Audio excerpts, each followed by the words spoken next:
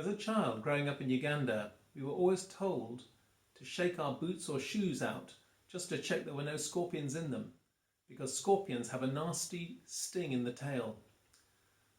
Matthew chapter 13 is the parables chapter. Jesus' parables are stories with a sting in the tail, T-A-L-E. They challenge us to change so that we can see and embrace the sort of world God's bringing about. They're given to form us into a new family, based not on blood, but on water, not on biology, but on baptism, so that as followers of Jesus, we can become exhibitions of his way of life. The parable of the sower is one such parable, and the sting in the tail is for the disciples rather than for the crowds, the committed rather than the curious, the learners rather than the onlookers.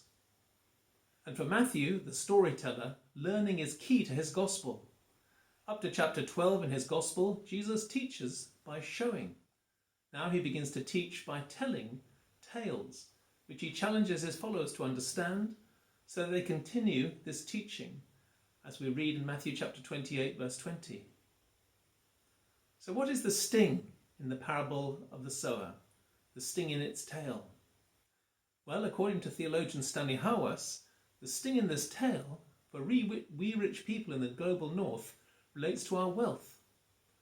As followers of Jesus, we, like the disciples, tend to see ourselves as the good soil. The crowds are the rest. Yet our riches have become thorns, choking the seedlings of faith. Verse 22.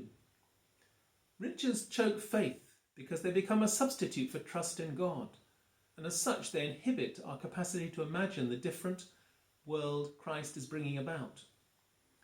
Yet why do we cling on to riches when most of the global church is poor, yet more trusting, growing, not fading, and when we have ourselves seen the fragility of these riches and a riches-based faith under the ravages of COVID-19? So the parable of the sower has a sting in the tail, a sting which asks us, who do we really trust, love and follow? Is it riches or is it Christ?